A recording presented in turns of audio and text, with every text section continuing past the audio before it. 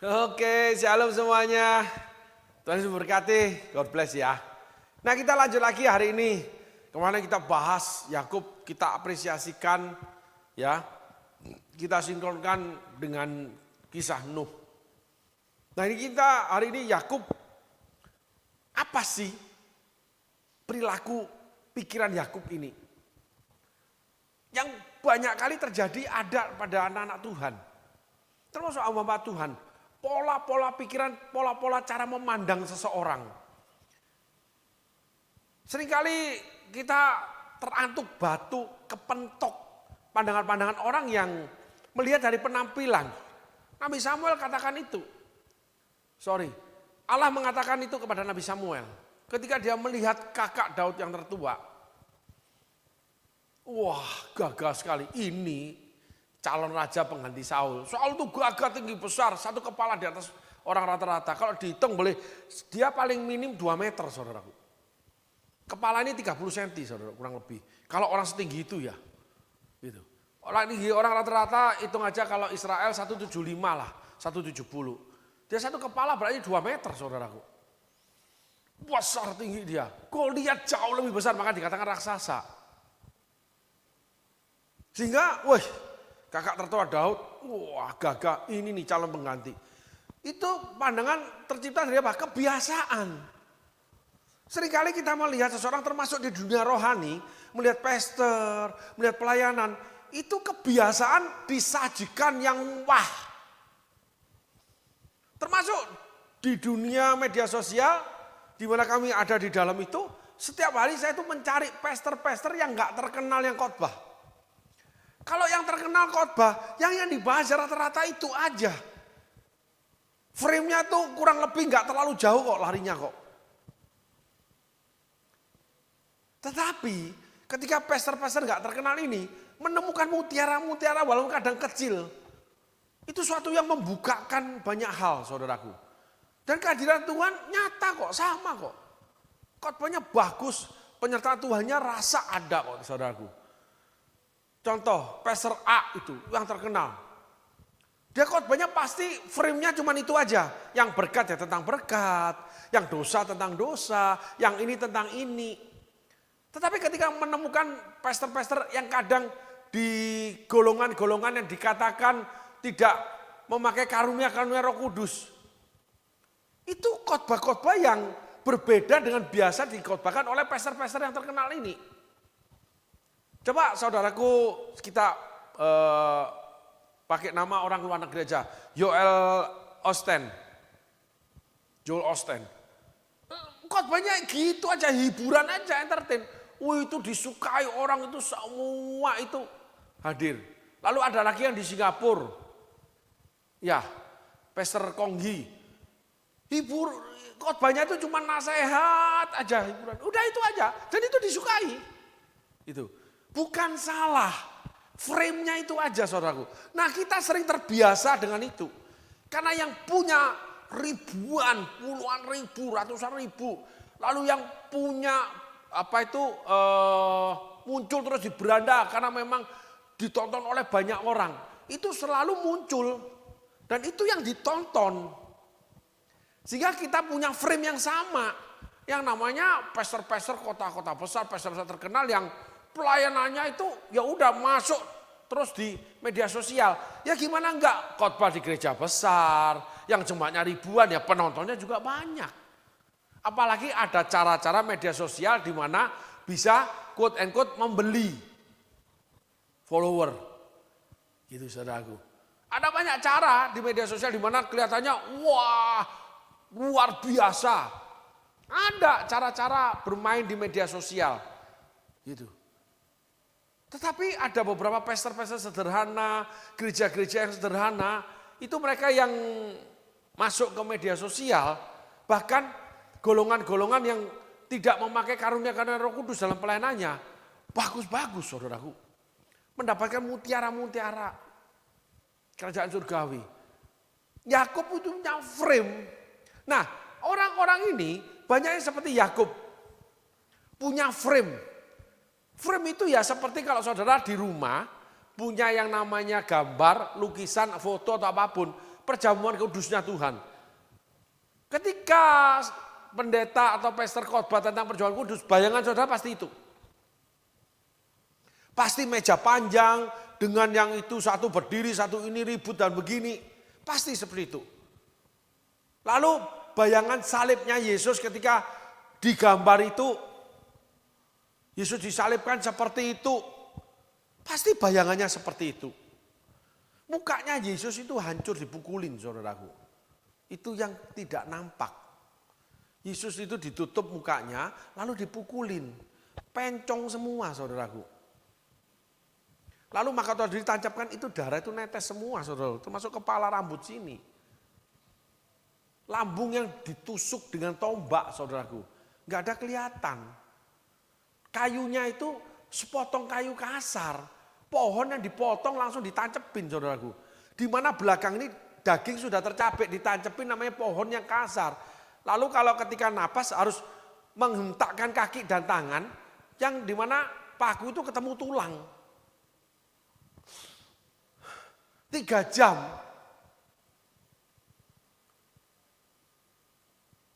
Bagaimana gambar Yesus itu sesungguhnya.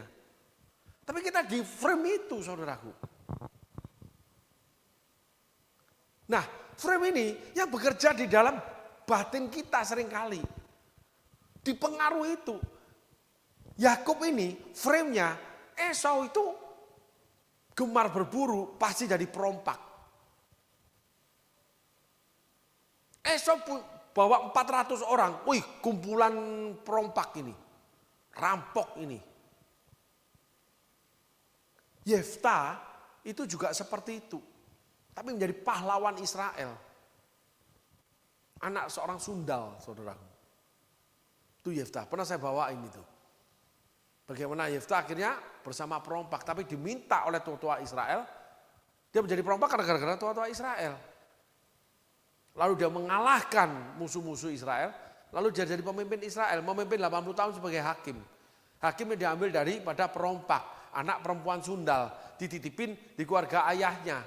Jadi anak yang namanya saudara tiri. Anak tiri. Ya, di antara kakak-kakak yang namanya ibu tiri. Ya gimana Yefta? Dia diusir keluarganya. Kakak-kakaknya ngusir dia. Tua-tua Israel ngusir dia. Tapi dia menjadi hakim-hakim loh saudaraku. Frame-nya Yefta itu berbeda. Frame-nya Daud itu berbeda.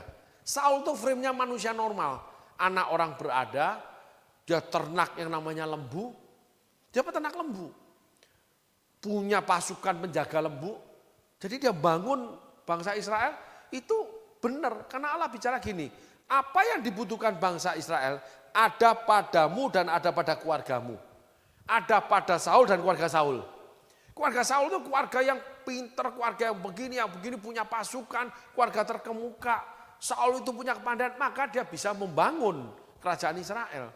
Tapi hatinya tidak terbangun untuk kerajaan Allah. Dia ambil itu kerajaan Israel itu, ditolak Tuhan dia. Karena dia menolak Tuhan. Oleh karena kamu menolak perintah yang Maha Kudus, maka engkau pun ditolak. Dan Allah sudah menyediakan seseorang untuk menggantikan engkau. Gitu. Tarik puncak jubahnya, maka kerajaan ini akan terbelah. Gitu. Ya memang terbelah. Nah, frame pengertian kita itu seringkali tidak selaras dengan frame-nya Allah. Tidak seukuran dengan frame-nya Tuhan. Tuhan memakai Daud, anak yang dikandung dari dosa. Enggak sekolah, gembala kambing domba. Yefta itu anak sundal, tinggal diusir kakak-kakak tiri, lalu tinggal sebagai perompak, tapi menjadi hakim Israel 80 tahun. Yang paling lama yang saya tahu, itu Yefta, pemimpin Israel. Masa lalu yang buruk, Tuhan pakai. Yang dianggap pemberontak bagi tua-tua Israel, yang dianggap pemberontak bagi gereja, seringkali founding father sebuah kegerakan.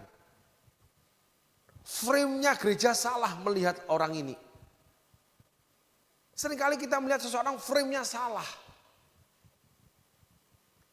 Tuhan melihat itu frame-nya berbeda. Ukuran Tuhan berbeda dari ukuran kita. Otak kita gede bakpo, ngukurnya itu cuma terbatas segini. Allah itu tidak terbatas.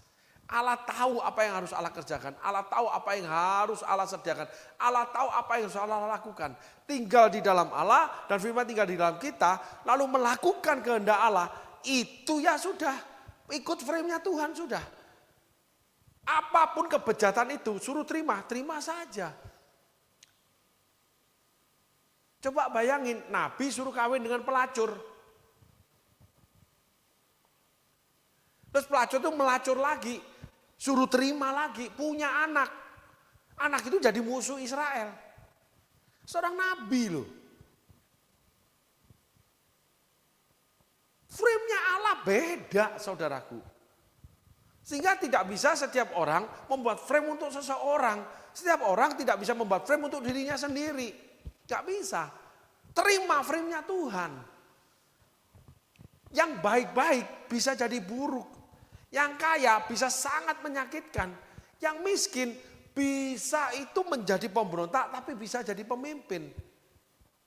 Saul itu yang kaya tapi menyakitkan hati Allah. Yefta yang miskin jadi pemberontak tapi dipilih Allah jadi pemimpin.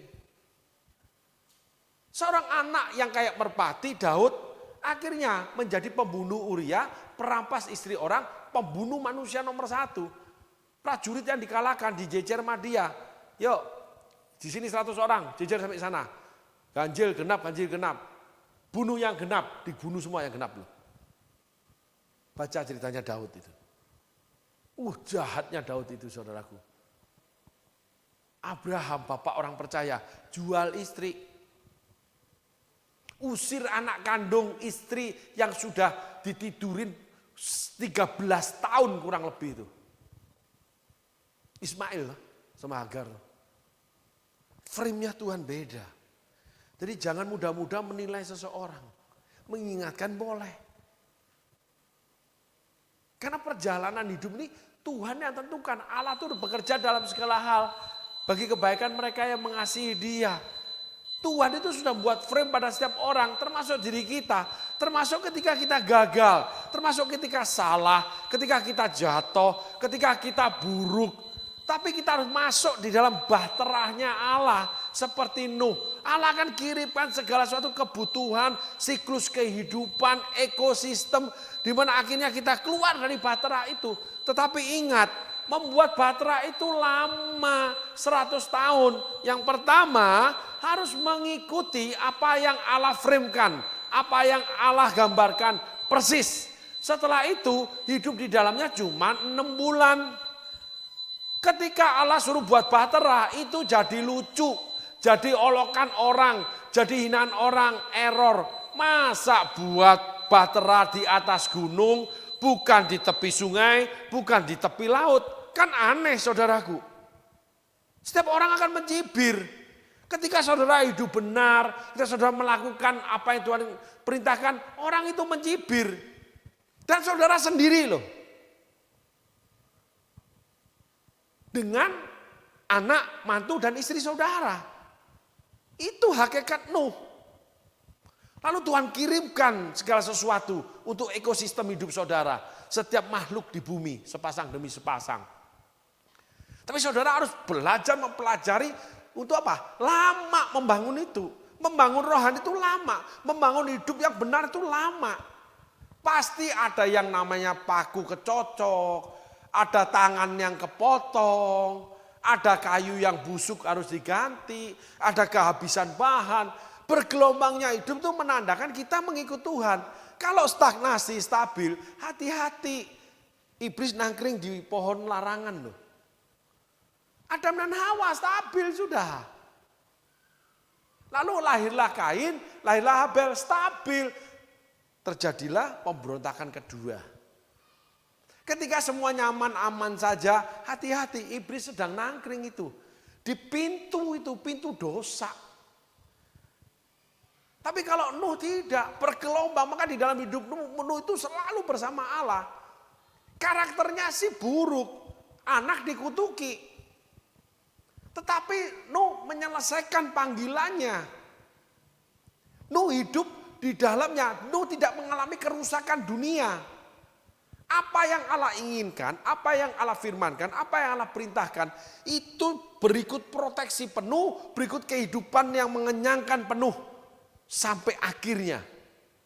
Maka Yakub disuruh pulang ke tanah kelahirannya. Yakub itu sampai mati aman, pindah ke Mesir, baru dia mati. Baru anak-anaknya dianiaya. Yakub itu di tanah kelahirannya itu aman, diberkati Tuhan. Anak-anaknya aman, saudaraku. Terjadi kasus Dina diperkosa. Kenapa? Karena memang dosa udah nangkring di sana. Jadi ketika saudaraku melakukan kehendak Tuhan, ada sesuatu terjadi. Oh, itu berarti ada sesuatu yang salah. Ada dosa yang nangkring, kita harus perbaiki.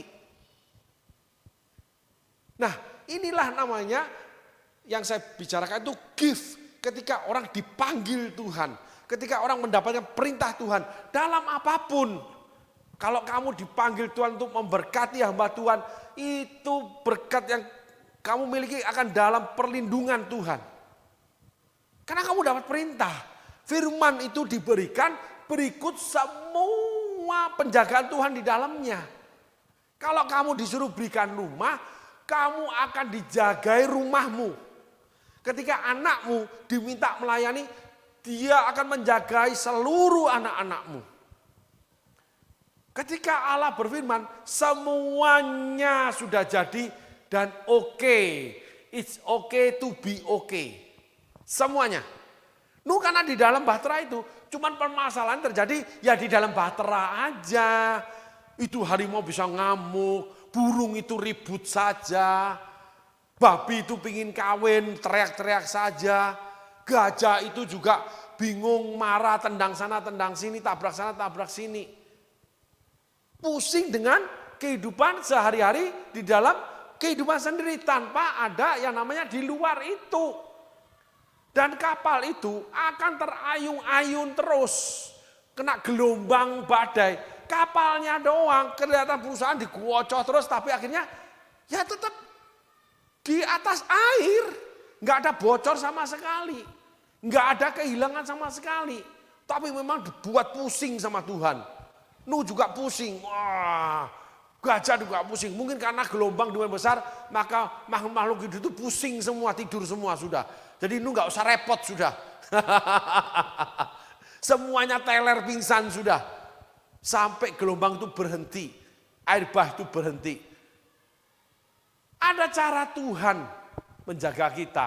Mungkin rasanya enggak enak, tapi itulah jalan keselamatan dari Tuhan.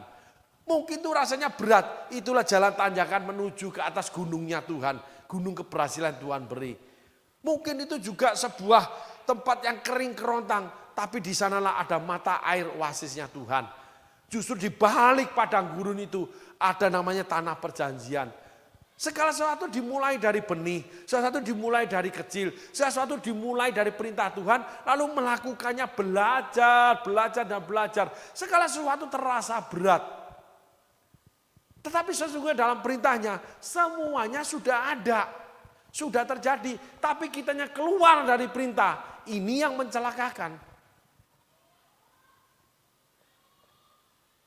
Nuh tidak keluar dari kapal. Lot masuk Sodom Gomora. Karena memilih apa? Memilih yang namanya lembah Yordan yang permai. Oh, yang subur. Nuh disuruh bangun bahtera di atas gunung. Error. Aduh, kalau disuruh gini malu aku. Aduh, kalau sini dimarahin orang. Aduh, kalau gini aku ini nanti direndahkan. Aduh, kalau gini dipandang orang memalukan. Perintah Tuhan itu tidak ada yang menyangkut mempertahankan gengsimu. Perintah Tuhan tidak menyangkut di mana kamu bisa mempertahankan tinggi hatimu, statusmu dan sebagainya, tidak ada. Saul itu minder. Waktu penghabisan dia sembunyi. Allah tunjuk itu dia di sana.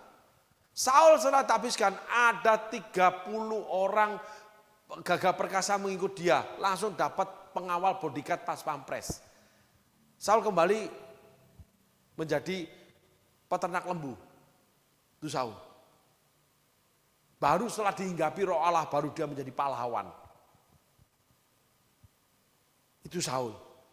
Roh Kudus hinggap pada Saul, maka Saul menang terus. Karena ada firman Allah. Roh Kudus akan bekerja karena firman Allah, saudaraku. Nuh punya kepandaian, punya kekayaan bangun bahtera karena memang ada firman Allah. Jadi saudara, ketika saudaraku mapan, saudaraku dapat berkat, ketika saudara dapat perintah, semua itu dalam kendalinya Allah. Saudaraku tidak boleh menyimpang ke kanan kiri, tidak boleh berhenti, tidak boleh belok, tidak boleh keluar dari bahtera itu. Begitu keluar tenggelam disambar ombak. Dunia akan menelan saudara. Pintu iblis di depan saudara itu Kain. Sehingga Kain dimasukin ke bumi. Takut dia pasti terbunuh di bumi. Ketika saudara tidak ada perlindungan Allah, habis saudara. Ketika tidak ada firman Tuhan, saudara mempertahankan nyawa saudara. Di tengah-tengah kehidupan di bumi ini. Itulah kenyataan firman Tuhan, saudaraku. Ada orang-orang itu, orang ini kok hoki terus ya. Orang ini kok beruntung terus ya. Tetapi pergumulan dia cuma satu. Yang ada di dalam kehidupan dia, di seputar dia, yaitu di bahtera itu aja. Daud itu keluar mengambil Batseba. Sehingga Daud itu mendapatkan hukuman yang berat dari Tuhan. Saul itu keluar daripada perintah Tuhan. Bahwa segala hasil jarahan itu harus ditumpas. Saul enggak ditumpas, diberikan kepada orang miskin. Raja Agag enggak dibunuh. Sehingga Nabi Samuel yang bunuh. Saul itu keluar daripada perintah Allah. Sehingga dia akhirnya 40 tahun kemudian dihabisin bangsa Filistin. Habis dia. Yakub anak-anaknya habis, kekayaannya habis. Kenapa? Karena pakai cara dunia lalu ada terafim. Terafim itu timbul dari keinginan Yakub ingin memiliki Rahel. Berjuang untuk Rahel. Lalu lahirlah anak-anak budak. Lalu Rahel membawa terafim. Sehingga terafim itu ada pada kemah Yakub. Rusak semua sebenarnya. Karakter ayah, karakter ibu, anak dari budak, ada namanya barang berhala. Zaman Yosua itu ada barang mau ditumpas aja, itu dibawa. Itu kalah bangsa Israel. Gak bisa, saudaraku. Yang kudus dari Allah gak bisa campur dengan dunia. Ini kebenaran. Sehingga Nuh mendapatkan pekerjaan yang baru. Nuh itu tidak tulis pekerjaan awalnya apa. Saya belum mendapatkannya, saudaraku. Cuma Nuh membangun bahtera di atas gunung. Orang kaya yang bisa membiayai bahtera. Nggak mungkin orang nggak punya duit. Orang yang punya kepandaian, orang yang mau belajar membangun bahtera, baru bisa menjadikan bahtera itu luar biasa. Orang yang punya hati taat terhadap perintah, frame-nya Tuhan, blueprint-nya Tuhan, semua apa yang Tuhan gambarkan untuk pembangunan bahtera, itu yang mampu menyelesaikannya. Itu ada di Nuh semua. Orang yang mampu membangun kerajaan Israel, itu Saul dan keluarganya. Semua kebutuhan bangsa Israel ada padamu dan ada pada keluargamu. Ternyata digenapi Tuhan. Jadi Tuhan ngomong itu akan jadi. Kalau diberkati ya jadi diberkati. Bagianmu bergumul aja dengan namanya kehidupanmu ini. Di dalamnya ada berkat. Tapi itu pasti datang. Elia, kamu ke sungai Kerit. Aku sudah perintahkan burung gagak kasih kamu makan daging. Dan setiap pagi dan petang burung gagak daging. Bawa daging, burung gagak itu makan bangkai. Apalagi daging segar yang dimakan. Daging segarnya dari mana? Elia tidak pernah tahu. Enggak usah tahu bagaimana caranya Tuhan. Yang penting kamu terima bagianmu yang dari Tuhan. Itu saja. Jangan ribut, jangan kepo. Lalu kamu kerjakan sendiri. Jadinya kamu utang pinjam. Jadinya kamu itu merampas punya orang. Jadinya kamu tidak bisa kembaliin uang orang. Bangun gereja utang nggak bisa kembaliin. Minta sana, minta sini. Bikin acara, minta sana, minta sini. Saya saudara punya pengalaman ini. Yang akhirnya menyakitkan teman pelayanan. Akhirnya dia lepas dari pelayanan ini. Karena itu bagian mereka, saudaraku. Ada seseorang menghubungi orang-orang kami, mau mengadakan yang namanya acara pelayanan, pertemuan. Mereka mengajukan dana sekian, pinjam. Nanti akan dikembalikan ketika selesai acara karena ada yang namanya kolekte. Lalu saya cuma bilang begini, Kalau buat acara untuk Tuhan itu dari hutang, rasanya agak kurang tepat. Yang pertama. Yang kedua, kalau kolektor nggak nutup, bayarnya dari mana itu? Punya duit nggak? Kalau enggak, kamu akan tercebur dalam dusta. Kamu nggak akan bayar itu. Kamu kecemplung sudah. Kenapa? Keinginan membuat pertemuan hamba-hamba Tuhan. Semua banyak orang melakukan perayaan, tapi akhirnya nggak bisa membiayai perayaan. Ada banyak cerita nih saudaraku di zaman ini. Wah, acara pernikahan yang luar biasa mewahnya. Ternyata lari setelah menikah, bukan kawin lari setelah menikah. Karena ditagih untuk melunasi semua kebutuhan pesta itu. Ada lagi yang wah anaknya pesta kawin, ketemu anaknya ngomong, apaan? Pesta itu aku yang biayai sendiri. Gak ada itu dari orang tuaku. Gitu ceritanya saudaraku.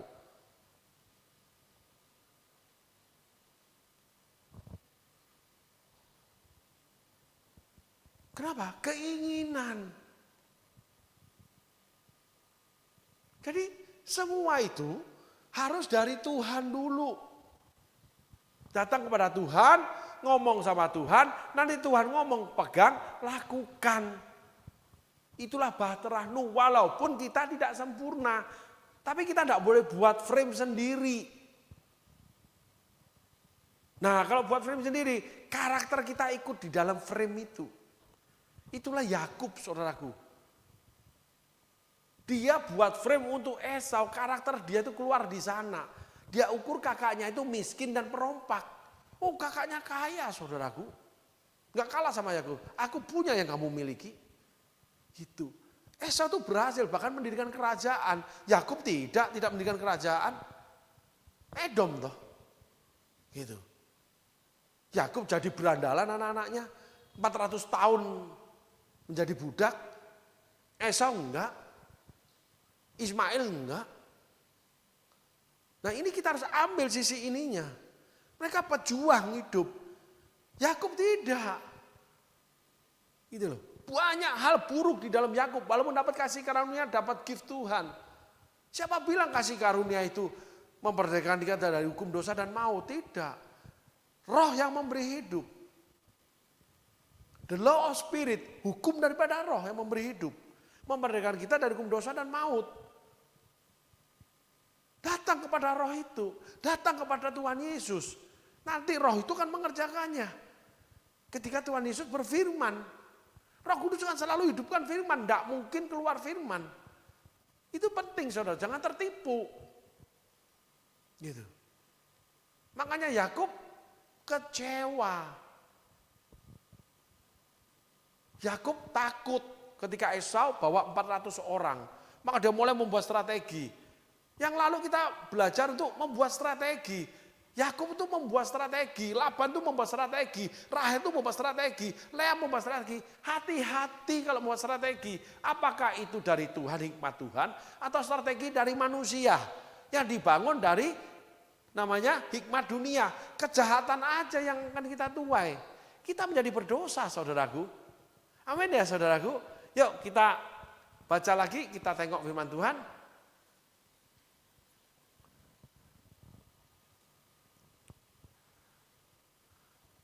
Tolong diulangi dari mungkin ayat 10 ya. Ya, 1. Yakub melanjutkan perjalanannya lalu bertemulah malaikat-malaikat Allah dengan dia. Ketika Yakub melihat mereka berkatalah, "Iya, ini bala tentara Allah, sebab itu dinamainya tempat itu Mahanaim." Bagaimana Yakub itu dijagai oleh malaikat Tuhan. Ini penting saudaraku. Coba saudaraku perhatikan ini. Yakub pulang ke tanah kelahirannya karena perintah Allah. Allah menempatkan malaikat-malaikat yang menjaga Yakub dan seluruh orang yang bersama dia. Seluruh barang yang ada di dalam dia, yang bersama dia. Allah memberi perintah pada Yakub, kamu pulang ke negeri nenek moyangmu, kamu balik ke ayahmu. Allah tempatkan malaikat. Ketika saudara mengikut perintah Tuhan, Allah tempatkan malaikat. Saya pernah mengalami hal seperti ini. saudaraku. Saya melayani di pedalaman satu kali, lalu hujan besar terjadi, banjir sungainya sampai ke namanya tempat penduduk. Dari pinggir sungai itu tidak dari pinggir sungai itu tidak bisa ditelusuri, air itu sudah menggenang dalam, saudaraku, sampai ke pertengahan tempat perumahan penduduk. Lalu hari itu kami harus pulang, kan ada beberapa orang yang harus terbang ke Jawa, saudaraku. Nah, akhirnya dicarilah yang namanya perahu kecil, saudaraku. Mesinnya dari pemotong rumput. Perahu kecil yang duduk pas begini, saudaraku. Betul-betul satu kaki gini. Nah, teman yang bawa koper ini ditaruh di depannya, nggak bisa di pinggirnya. Saudara bayangin, betul-betul kayak satu kursi kecil gini, duduk sudah, panjang. Kami berlima. Di belakang yang pegang mesin, yang di depan tuh cuma di sini ada senternya yang nyala di sini, lalu dia yang mengomando, saudaraku. Dan air itu deras. Ketika perahu itu tersentuh atau digulung oleh air itu akan tenggelam. Dan arus deras akan menghantamkan kita ke setiap tempat. Akhirnya kami naik perahu itu, saudaraku. Namanya apa? Jukung atau namanya apa gitu, saudaraku. Saya itu cuma satu, itu jam 11 malam kurang lebih, saudaraku. Gelap. Saya itu cuma lihat samping gini, saudaraku, air itu. Ketika sampai di seberang, itu ketika saya lihat begini, itu ada kayak benda-benda gitu ya, padat, saudaraku. Itu pinggiran sungai. Begitu sampai mengucap syukur, saudaraku. Saya pernah mengalami itu. Ngeri, saudaraku. Biasanya orang menginap, tapi kami tidak bisa menginap. Masih selamat, saudaraku. Malaikat ditempatkan menjaga, saudaraku. Kalau enggak, saya sudah bersama Bapak di surga, saudaraku. Karena ada anak-anak sekolah yang sekolah teologi yang praktek atau pelayanan di Kalimantan, itu naik perahu kecil, terbalik perahunya, beberapa orang dipanggil pulang, saudaraku. Kecelakaan. Karena lagi hujan dan air lagi deras. Bahasanya orang setempat tuh ngomong air lagi naik. Itu jarang orang berani, saudaraku. Biasanya pakai kapal besar, nyebrang pakai kapal besar. Ini kapal kecil. Ya, jarak sungainya enggak terlalu jauh sih, saudaraku. Kurang lebih paling jauh 100 meter lah. Ujung sana, ujung sini. 100 meteran, saudaraku. Gitu. 100-200 meter lah. Tapi perahunya cukup besar. Gitu. Yang menyeberang, mobil juga ada di atasnya dan sebagainya. Ini enggak ada tuh. Enggak ada perahu yang berani nyebrang. Kita pakai perahu kecil loh. Seperti itu. Nah, malaikat itu berjaga ketika kita mengikuti perintah Tuhan. Tapi tidak boleh mencobai ya. Anak-anak teologi sekolah itu mati, saudaraku. Dilarang penduduk, tetap nyebrang. Akhirnya kena petir kena di air itu naik, perahunya terbalik, ada yang nggak bisa berenang, mati, saudaraku. Itu. Nah, saat itu kami nggak mengalami itu, saudara. Nah, Yakub ketika memenuhi perintah Allah, Yakub dijagai oleh malaikat. Tuhan mengirimkan malaikatnya. Ayat selanjutnya.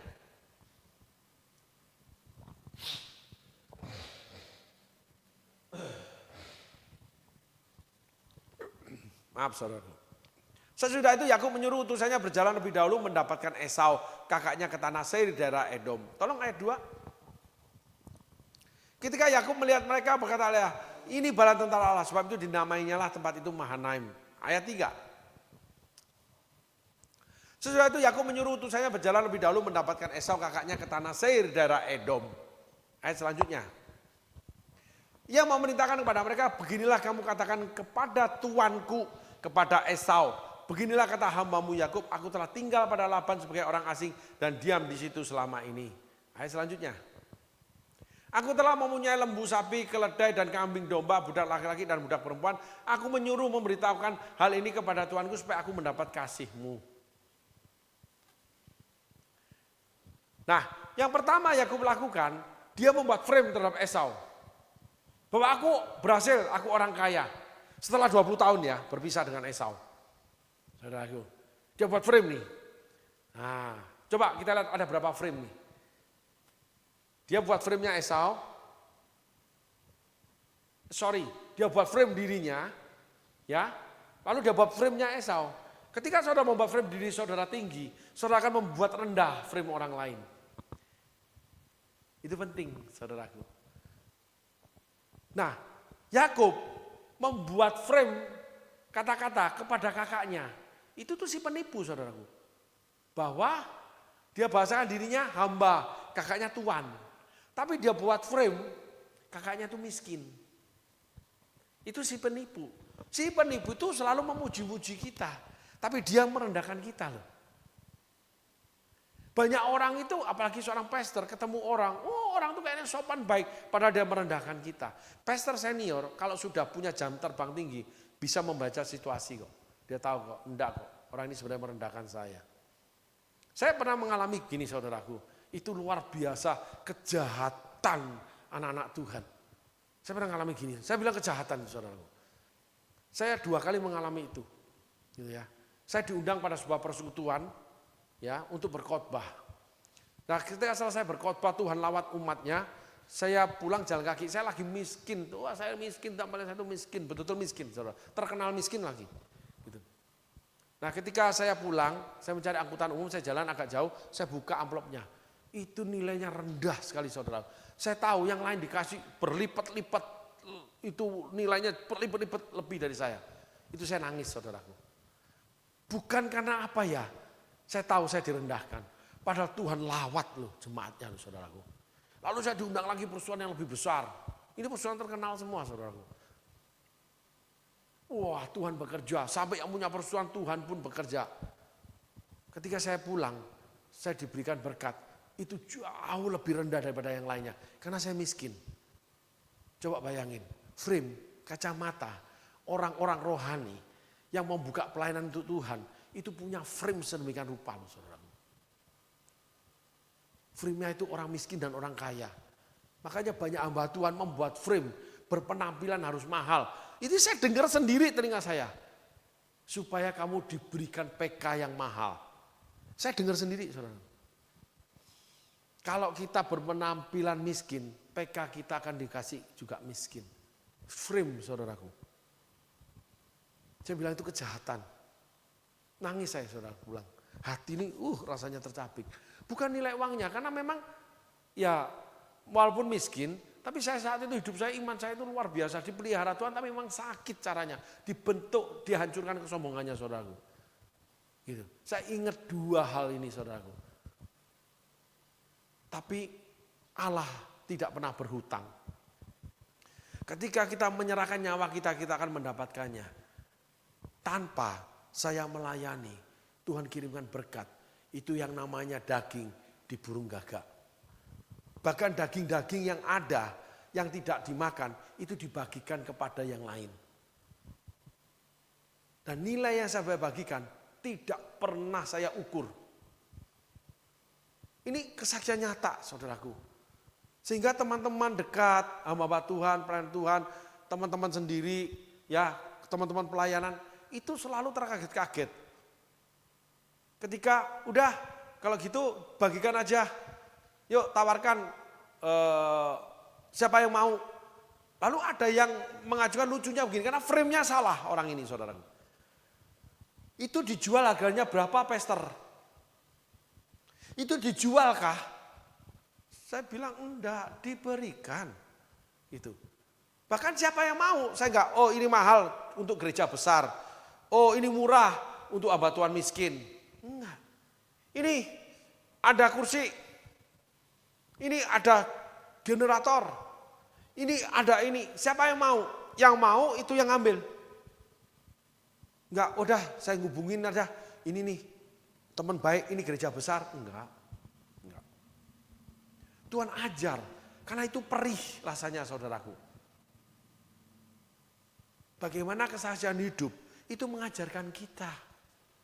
Tapi banyak orang punya kesaksian hidup tetap mengulang seperti Yakub.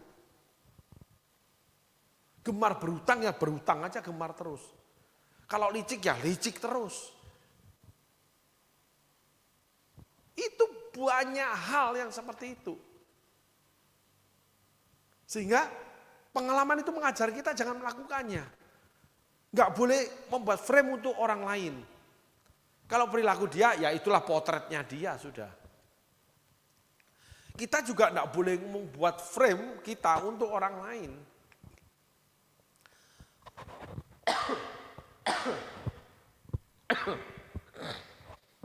Maaf saudaraku.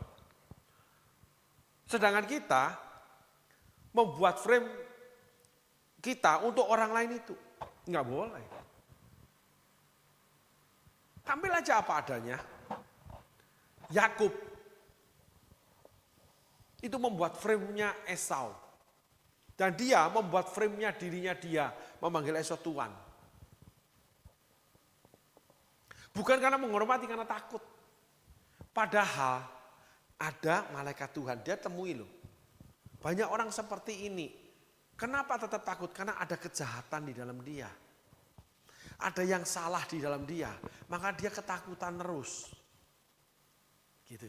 Ada terafim, walaupun dia mengikut Tuhan. Ada tetap karakter strategi itu yang salah, pemikiran yang salah. Sehingga khawatir itu menjerat dia, takut itu memojokkan dia. Untuk apa? Membuat dia melakukan hal-hal di luar Tuhan. Yakub udah membuat frame dulu, membuat potret dulu. Potret dirinya dan potret orang itu yang betul-betul tidak pas, tidak benar. Itu saudaraku. Padahal sudah melihat malaikat. Orang seperti Yakub datang sama Tuhan cuma minta diberkati. Setelah itu berkatnya dikelola sendiri. Hidupnya dikelola sendiri. Pakai aku Tuhan, setelah dipakai dikelola sendiri. Pakai cara-cara dunia. Banyak sekali saudaraku. Nah, hal ini diungkapkan hari ini di khotbah Roh Kudus dorong untuk berbicara ini. Untuk supaya kita jangan melakukannya. Gitu. Overall aja, equal aja, rata aja. Kalau yang A kita perlakukan A, yang B kita lakukan A, sama aja. Jadi nggak boleh yang B diperlakukan B, A tetap A. Jadi kita nih A aja. Gitu saudaraku. Nah itu meluputkan kita daripada iman memandang muka. Baca Yakobus. Kalau kamu lihat orang kaya, suruh duduk sebelahmu. Kalau lihat orang miskin, suruh duduk di bawah. Yakobus itu tulis banyak hal tentang itu. Termasuk iman tanpa perbuatan kalau melihat saudaramu kekurangan. Yakobus itu di tengah-tengah orang miskin dan orang kaya. Sehingga dia lihat perilaku orang melihat miskin lalu melihat beda. Nah itulah yang ada di gereja sekarang. Yang kaya kumpul dengan yang kaya. Yang miskin tetap miskin, kumpul dengan yang miskin. Yang kaya nggak peduli, yang apapun siapapun tetap sukanya. Orang kaya dikasih yang terbaik. Jadi penyandang dana harus duduk di depan. Yang punya duit dikasih tempat istimewa, disambut istimewa.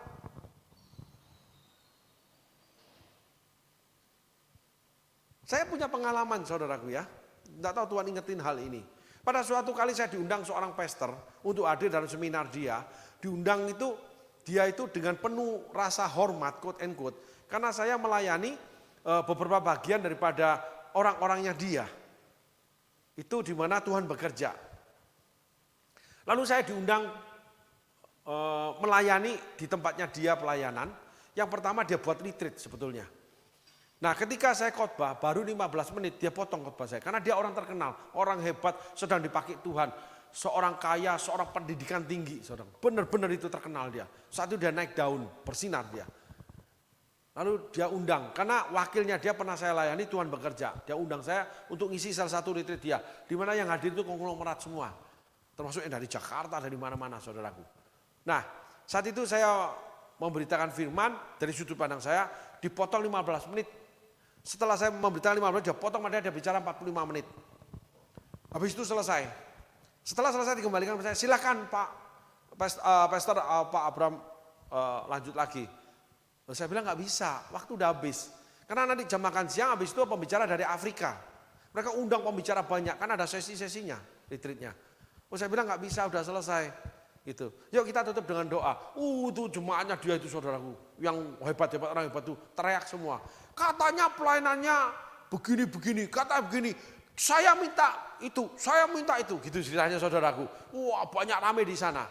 Saya cuma bilang, semua keputusan, itu harus diputuskan Pak Gembala. Enggak bisa. Bukan saudara, Pak Gembala saudara yang harus memutuskan. Dia sebelah kanan saya, duduk di kursi kebesarannya. Gitu.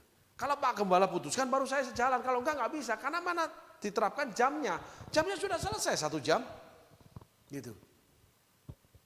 Lalu beliau ini ngomong, ya udah Pak silakan 5 menit. Oh enggak bisa. Loh saya tamu, saya enggak melanggar kamu, tapi saya punya harga. Walaupun kamu dari golongan konglomerat nih. Saya bilang, oh enggak bisa. Kenapa? 5 menit sama dengan minum sirup. Enggak bisa.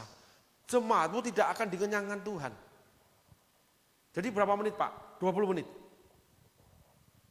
Yo, it's okay. Habis itu saya minta pemain musik yang saya bawa ya. Itu mainkan lagu. Itu dibuat Tuhan, ada yang jongkok, ada yang nangis. Saudaraku, 20 menit. Habis itu saya serahkan. Nah setelah itu saya diundang sama golongan mereka. Nah satu hamba Tuhan ini undang saya untuk datang pada seminar. Sebetulnya bukan dia. Dia suruh anak buahnya atau anak buahnya yang membicarakan saya. Mampir Pak, ada retreat gini. Akhirnya karena saya ada orang-orang teman-teman yang di sana, nggak enak. Jadi akhirnya saya juga ikut mampir. Ketika saya bersama teman-teman mau jalan ke suatu tempat, main ya, bukan pelayanan, saya mampir. Yuk mampir dulu yuk, nggak enak. Saya masuk saudara, itu ratusan orang saudara, seminar. Itu dengan yang begini, itu slide-nya saudaraku, mimbar yang besar itu tinggi. Dia turun saudara dari atas. Dan dia ngomong, adalah sebuah kehormatan bagi saya. Anda mau datang pada seminar ini. Dia salami saya loh. Saya baru masuk ke pintu loh. Dan saya biasa aja saudaraku. Duduk, jalan aja. Benar-benar biasa aja saya. Malah malu. Orang liatin. Ih kayak apa aja. Tapi sudah terlanjur, beberapa teman juga ikut. Lalu justru duduk di depan. Itu barisan hamba Tuhan semua saudaraku. Belasan orang. Lalu dia seminar. Mau keluar itu enggak enak. Lagi sedang berjalan sesinya. Itu gimana? Kelasnya enggak mungkin kita keluar. Kalau ibadah pura-pura kencing. Nah saya banyak orang. Beberapa teman soalnya mau main, mau jalan. Pak Sutri. Ya udah tetap duduk aja. Nah pada titik tertentu. Beliau mengadakan altar call. Peserta seminar di altar call. Lalu dia undang hamba-hamba Tuhan untuk tumpang tangan. Mendoakan ceritanya. Saya juga dipanggil. Waduh. Saya terpaksa ambil paling ujung saudaraku. Cuecer, lebar, gereja itu lebar. Saya ambil paling ujungnya nggak kelihatan. Paling ujung sudah. Nah teman-teman itu kan duduk di kursi depan sana. Tuh, di lapis 2 ya. Lapis depan ini semua hamba Tuhan. Nah setelah itu ceritanya diminta mendoakan. Lalu saya ini gimana ya? Yang namanya orang itu ya gua nggak siap, nggak apa, ya udahlah, sembari bercanda saya ini. Kan orang tutup mata, angkat tangan. Saya itu agak mainin dikit loh, gaya. Hai. Nah gini misalnya gitu ya saudaraku, saya lupa. Saya buat lucu-lucu buat teman-teman saya yang nonton. Gitu loh, sambil ketawa-ketawa, dia tahu. Saya itu nggak siap berapa di mana, saya itu rada ngomel gitu. Aduh kenapa sih gini. Nah teman-teman ketawa, rasain deh gitu. Itu orang rebah saudara, bang. Dan maaf saudaraku, sekali lagi itu karena kasih saya cuma mau bicara jujur. Saya terangkan kronologis betul-betul itu yang terjadi. Yang lain itu tidak rebah saudaraku. Benar-benar kebetulan aja mungkin. Itu rebah saudaraku. Padahal saya mainin mereka. Benar-benar enggak terus haleluya, enggak saudaraku. Lah, tumpang tangan. Ya, gimana caranya? Udahlah, paling ujung, begitu paling ujung. Enggak ada saya senggol. Rebah orangnya saudaraku. Ketawa kita cekak-cekik gitu. Udah selesai nih, pulang nih. Habis itu saya itu dijamu oleh satu orang konglomerat. Dia ternyata duduk di atas ujung balkon yang tidak kelihatan gelap tempatnya. Waktu retreat itu dia duduk paling belakang, saya tahu dia bersama istri dan anak bayinya. Dia perhatikan pelayanan ini. Nah, dia undang saya makan, dia ngomong cuma satu. Pak, kamu ini loh, cekikik, gak karuan. Tapi orang itu dijamah Tuhan loh Pak. Sing lain enggak itu, saya tahunya yang lain enggak kan ada yang ngomong.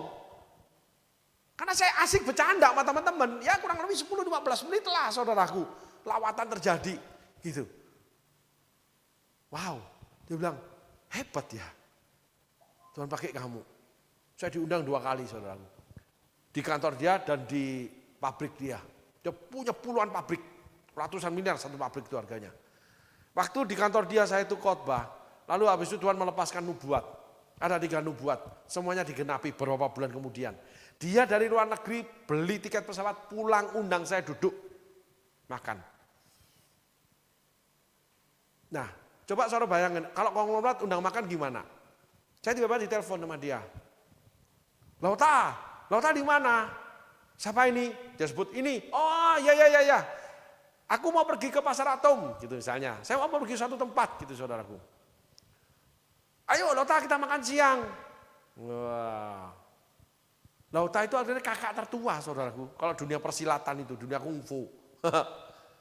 Terus saya bilang, oh ya aku pingin makan, oh ya aku belum makan siang. Ayo kalau mau makan siang. Tuh. Lauta pingin makan apa? Syoti ikut, adik kecil ikut. Dia pasang gitu saudaraku. Itu benar itu. Aku pingin makan Padang. Kita makan Padang aja. Padang di mana? Itu, Lauta Padang mau di mana? Oh di tempat ini, aku senang, aku biasa makan di sana saudaraku. Singkat cerita saya datang makan, saya bersama istri, dia bersama ada sekretaris, lalu beberapa orang lah, pokoknya saya tidak, tapi yang pasti sekretaris. Perempuan cantik-cantik, orang mini, sekretaris saja, perusahaan dia banyak soalnya. Sebentar-sebentar datang bawa map, tanda tangan, sebentar-sebentar datang, dia pokoknya sibuk sekali. Makan kita. Habis makan, sekretarisnya itu datang. Dia dibisikin, salah satu sekretarisnya. Itu mobil ya saudaraku, maaf saya sebut ya, Alphard ya. Itu warna itu bermacam-macam parkir saudaraku. Berangkat naik hitam, pulangnya bisa putih saudaraku. Tuh, saya habis khotbah di gerejanya sama, di pabriknya saudaraku. Nah, saat itu setelah makan, dia dibisikin. Lalu dia lihat saya. Kok udah dibayar Pak? Kok dibayar Pak? Saya melihat mereka gini, saya lihat gini. Kamu pikir Tuhan itu cuma memberkati kamu. Tuhan itu tidak memberkati hambanya. Salah kamu pikiranmu. Sederhana aja. Karena saya masuk, saya titipin kartu kredit saya. Setelah dihitung, nota masuk ke kamu, kasirnya langsung gesek kartu kredit itu. Berapapun gesek, tidak usah tunggu saya. Karena pasti dia bayar, tidak enak, tidak mau saya. Gitu. Punya harga saudaraku. Pengalaman disobek hati. Diberikan berkat yang nilainya merendahkan banget. Dengan kata lain, saya rendahkan kamu. Saya potret kamu. Dan kamu harus potret saya. Saya bukan hamba yang bisa kamu sembarangkan, kamu kasih makan. Lalu saya harus ucapkan terima kasih sama kamu. Saya tuh punya hitungan begini saudaraku. Itu benar. Saya dengan istri diundang Pak Sutri makan. Habis makan itu dia bayar 1 juta. Sebenarnya yang dia bayarkan itu berapa? Setengahnya 500.000. Yang saya makan dengan istri. Yang 500.000 itu dia makan sendiri kok. Saudara bisa paham? Wih, kita makan dibayarkan 1 juta. Enggak. Yang kedua, dia ajak makan, dia tunjuk tempat, itu yang dia senang. Sangat jarang yang kita senang. Dan dia menikmati hidangan itu. Dia pantas bayarnya. Kita diundang, kita kan nggak tahu. Kita cuma tahu diundang karena ada satu kebutuhan atau apapun.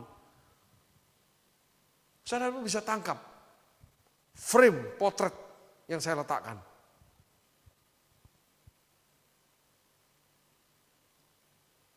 Halo. Karena ada harga saudaraku. Nggak perlu orang lain yang meletakkan harga. Dan saya tidak mau meletakkan harga sama kamu. Kamu diberkati Tuhan. Kamu potret aku, hamba Tuhan itu enggak diberkati Tuhan ya. Jadi hamba Tuhan itu enggak diberkati Tuhan, harus dari kamu orang-orang kaya memberkati hamba Tuhan. Kata siapa?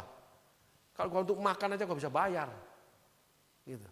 Tuhan gua sanggup mengirimkan burung gagak kasih makan aku daging. Pagi dan petang. Burung gagak yang makan bangkai itu loh. Daging itu enggak dimakan karena perintah Allah. Tidak masuk akal Allah memberi itu.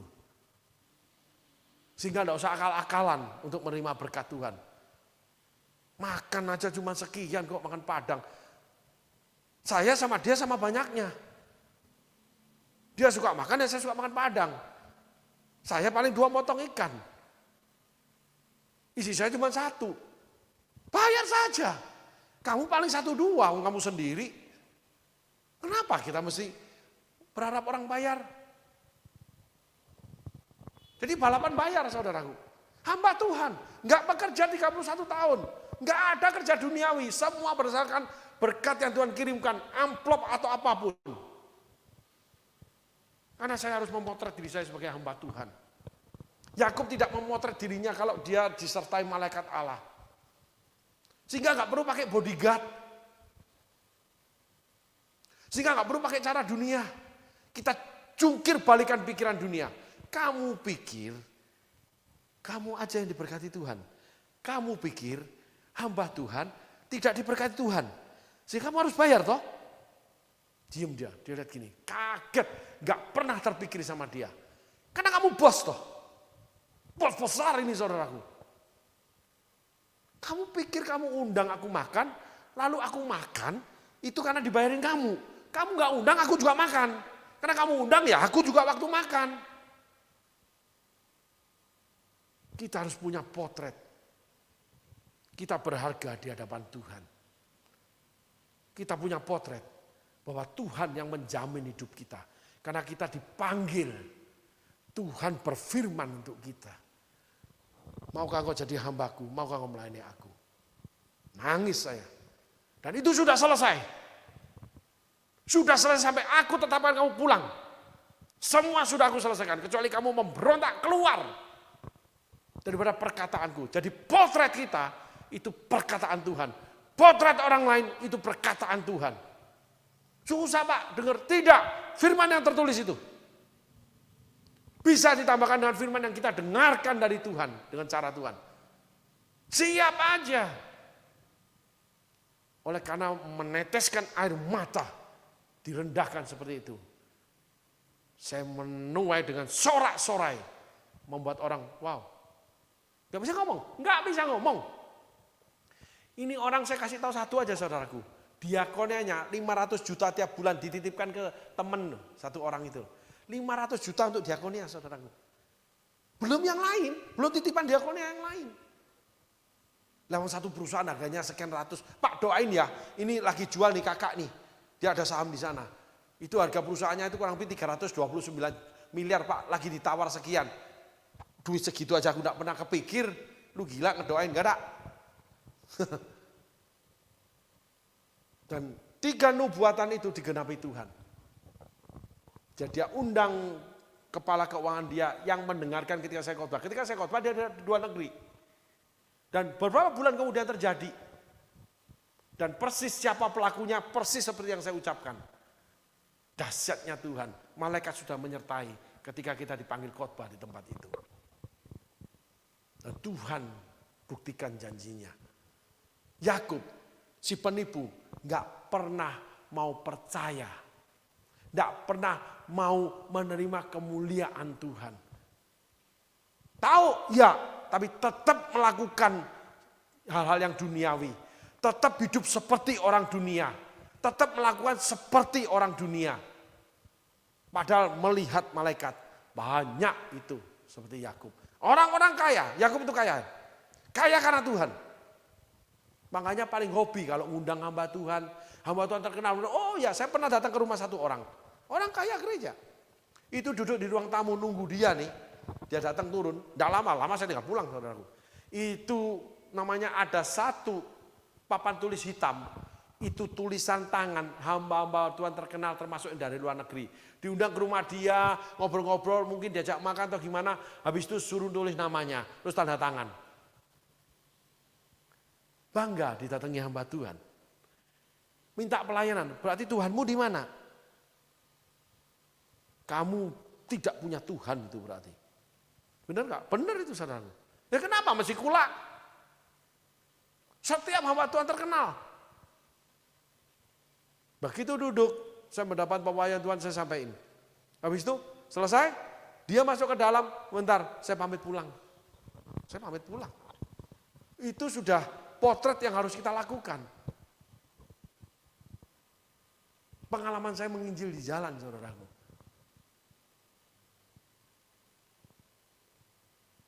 Kenapa?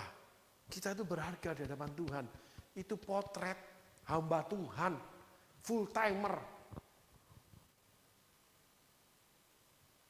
Yakub disertai dengan malaikat.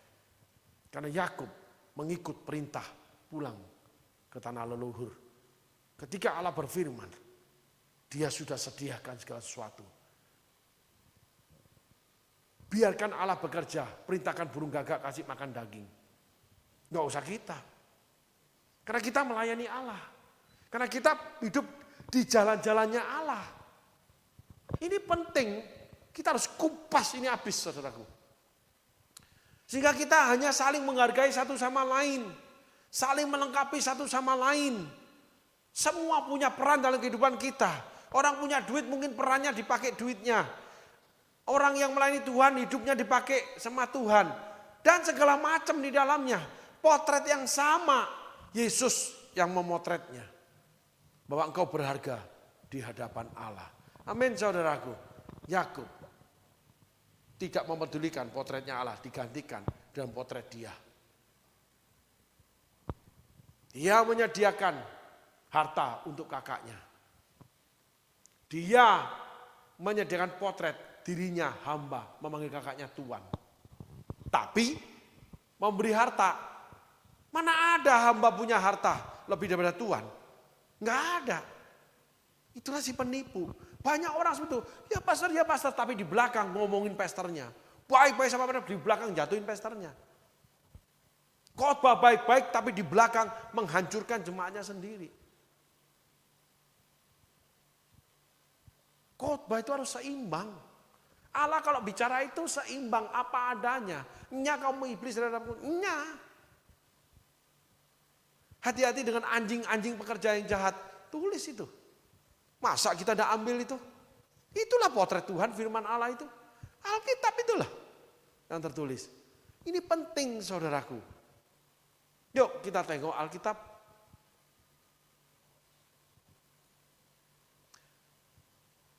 Kemudian pulanglah para utusan itu kepada Yakub dan berkata, kami telah sampai kepada kakakmu, kepada Esau, dan ia pun sedang di jalan menemui engkau diiringi oleh 400 orang. Potretnya Esau muncul. Apa yang dilakukan Yakub? Lalu sangat takutlah Yakub dan merasa sesak hati, maka dibaginyalah orang-orangnya yang bersama-sama dengan dia, kambing dombanya, lembu sapi, untanya menjadi 2 pasukan. Kenapa Yakub merasa sesak hati? Karena potret asli orangnya itu datang, tetapi dia nggak mengerti. Contoh, sebuah foto ditaruh. Wih, bagus ya. Di mana kamu? Oh, pasti kamu di sini. Nggak bisa. Oh, itu ketika aku tuh di suatu tempat begini. Ada yang gini loh, studio foto tuh menyediakan belakang itu gambar. Seakan-akan di Swiss. Seakan-akan di Afrika. Jadi yang tampil foto itu, wih, kamu pernah ke Swiss ya? Kamu foto di Swiss? Enggak. Itu studio foto yang buat. Gitu saudaraku. Nah, itulah orang-orang penipu. Gambar aslinya muncul, takut dia. Ketika goncangan terjadi, takut dia. Karena dia nggak hidup tinggal di dalam bahtera. Karena dia tahu dia akan hanyut oleh goncangan itu. Berapa banyak nih anak Tuhan yang kocar kacir, terkiwir-kiwir, saudaraku. Sampai Saul itu memanggil pemanggil arwah.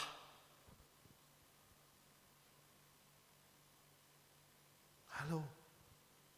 Yang awalnya dia yang singkirkan. Petenung-petenung dia singkirkan. Saul itu kayaknya membela Tuhan. Kayaknya hidup dan enggak. Kekristenan itu perjalanan. Kekristenan itu bukan tontonan yang kita lihat. Kekristenan itu adalah apa yang Allah kerjakan. Akhirnya Saul ditolak Allah. Saul itu menyingkirkan petenung dan juru ramal dan pemanggil Allah, disingkirkan sama Saul dan pemerintahnya. Tapi akhirnya Saul ditolak Allah. Dia yang pemanggil arwah. Dia nyamar. Padahal pemanggil arwah dibunuhin semua sama dia. Itulah si penipu, saudaraku. Mati masuk neraka itu. Jadi orang yang pura-pura. Orang yang berbalik menyengat itu jadi lebah. Itu banyak ada di gereja, saudaraku. Wah, ketika pastor bersinar, ketika gereja diberkati, ramai datang. Ketika ada sesuatu yang menjatuhkan pastor itu, ketika ada sesuatu yang menjadi masalah gerejaku, ramai-ramai ditinggalkan. Itulah golongan si penipu, saudaraku. Itu bukan orang setia. Itu Yakub, saudaraku. Sesak dia. Kok gini pastor? Kok begini gereja? Kok enggak datang sama Tuhan, doakan. Tuhan, kenapa gereja jadi gini? Kenapa pastor jadi gini? Apa yang terjadi? Tuhan beritahu saya. Apa yang bisa saya lakukan? Karena saya mengasihi gereja ini. Saya mengasihi pastor sungguh-sungguh. Saya mau setia terhadap gereja ini. Saya mau setia terhadap pengajaran pastor. Karena saya tahu Tuhan mengajar saya melalui pastor saya. Melalui gereja saya. Jadi ada yang lebih hebat pindah. Memengaruhi di sini diajak pindah. Itu si penipu Yakub semua. Ini zamannya sudah seperti itu. Bahwa semua dibuat potret gereja itu megah. Gereja yang mega church itu diminati ribuan sampai ngantri. Padahal khotbahnya ya biasa-biasa saja. Musiknya ya biasa-biasa saja. Ya tetabuhan saja. Suaranya suara manusia, bukan suara burung yang menjadi suara manusia. Khotbahnya juga dari firman Allah. Tapi begitu bangganya kalau menjadi anggota jemaat. Oh, saya beribadah di gereja ini. Bangga. Lalu, iya tapi gerejamu gini ya. Langsung marah. Itu si penipu Yakub itu. Dia punya potret gerejanya itu hebat. Dia punya potret gereja yang lain, gereja masa lalunya itu kecil. Gitu. Anak-anaknya diombang-ambingkan berbagai macam pengajaran. Itu saudaraku. Mereka akan dibawa oleh penipu-penipu itu. Itu Yakub, saudaraku. Sehingga sesaklah Yakub, saudaraku. Ketika Esau membawa 400 orang. Padahal Esau itu enggak membawa untuk membunuh Yakub. Nah, inilah yang terjadi dalam kehidupan real kekristenan. Akhirnya orang-orang itu menyangkakan, lalu menuduhkan, membuat ekspektasi, menggosipkan, lalu menghancurkan. Itulah Kain. Sehingga mereka menjadi pengembara. Ada banyak pengembara di dalam gereja. Wah, ketika khotbah pastor ini saya mau, ketika ini saya tidak mau. Sebentar di gereja ini, sebentar di gereja itu. Sebentar pelayanan ini, sebentar pelayanan itu. Semuanya serba kacau. Karena dia tidak mau membuat bahteranya sendiri. Nggak mau tinggal di dalam bahteranya. Udah berkeluarga kelayapan aja. Udah mau jadi gembala, udah tunjuk jadi gembala, kelayapan aja kalau minggu. Khotbah di mana-mana. Kejar setoran. Karena hidupnya terlalu membutuhkan uang. Cukupkan apa padamu, nggak ada. Si penipu ini. Yang tidak menghargai kehadiran Allah, panggilan Allah untuk jadi gembala. Kacau, geluntungan, jatuh semua itu. Menjadi pengembara mereka. Tetapkan. Ikuti perintah Allah. Biarkan Allah membuat potret gambar itu nge-frame kita. Dan kita hidup di dalamnya. Biarkan gambar Allah itu yang nampak. Yaitu karya Allah dalam setiap apapun yang kita kerjakan. Karena Allah memerintahkannya kepada kita. Amin, saudaraku. Yuk kita selesaikan ayat itu. Ayat 7. Lalu sangat takutlah Yakub dan merasa sesak hati. Maka dibaginya lah orang-orang yang bersama dengan dia. Kambing dombanya, lembu sapi dan untanya menjadi 2 pasukan. Ayat selanjutnya. Sebab pikirnya jika Esau datang menyerang pasukan yang satu sehingga terpukul kalah, maka pasukan yang tinggal akan terluput. Dia mengekspektasikan gaya mencipta, sok gaya membayangkan. Kalau dari manusia pasti yang buruk. Kalau iman itu pasti yang baik Tuhan sediakan. Iman timbul akan pendengaran kan firman Allah. Maka duduk diam, nantikan Tuhan, kita akan terbang seperti Raja Wali. Ketika Tuhan berfirman, firman itu akan menuntun kita menuju ke tempat-tempat di mana Tuhan sediakan buat kita. Di mana diiringi oleh para malaikat. Saya tidak bicara pelayanan malaikat. Bagaimana malaikat lambang salah satunya Tuhan bahkan menjaga di mana semua apa yang diinginkannya ketika dia ucapkan yaitu perintah-perintahnya untuk kita menuju atau melakukan berbuat sesuatu. Di mana itu harus jadi. Maka Tuhan temui Laban. Tuhan mengerjakan bagiannya. Bagian kita mengerjakan bagian kita yang diperintahkan Tuhan. Jadi nggak usah buat potret. Dengan pikiran yang sok pinter, sok jago, sok hebat. Bersandarlah kepada Tuhan, andalkan Tuhan. Diberkatilah orang yang mengandalkan Tuhan, tanya Tuhan, tunggu Tuhan. Tidak pernah terlambat pertolongannya. Sabar, kalau nggak kuat ya berkeluh kesah lah, nggak apa-apa. Berapa banyak nabi yang berkeluh kesah? Hampir semuanya nabi loh berkeluh kesah. Elia, Musa, Yunus, siapa lagi? Banyak yang berkeluh kesah terhadap Tuhan. Termasuk Daud. Sampai ada yang mau mati. Yesus sendiri berkeluh kesah kok. Kalau boleh cawan ini berlalu. Tetapi Yesus tetap melakukannya. Allah meneguhkannya dengan memberi kekuatan melalui malaikat. Sehingga Yesus sampai selesai di kayu salib. Musa sampai selesai memimpin di padang gurun. Setelah itu Yosua pimpin masuk tanah perjanjian. Elia sampai selesai memuridkan Elisa. Lalu diangkat ke surga. Tanpa Tuhan, kita tidak bisa menyelesaikan segala sesuatu kehendak Tuhan. Tanpa Tuhan, kita tidak bisa menyelesaikan hidup kita yang meninggalkan damai sejahtera buat anak cucu kita. Jadi rusak anak cucu kita. Tanpa Tuhan, sia-sialah manusia menjaga kota. Tanpa Tuhan, sia-sialah manusia membangun kota. Diberkatilah orang yang mengandalkan Tuhan. Orang yang menanti-nantikan Tuhan akan terbang seperti Raja Wali. Orang yang menanti-nantikan Tuhan akan mendapat kekuatan yang baru. Orang yang menanti-nantikan Tuhan akan mewarisi negeri. Amin saudaraku. Tuhan Yesus berkati. Terima kasih.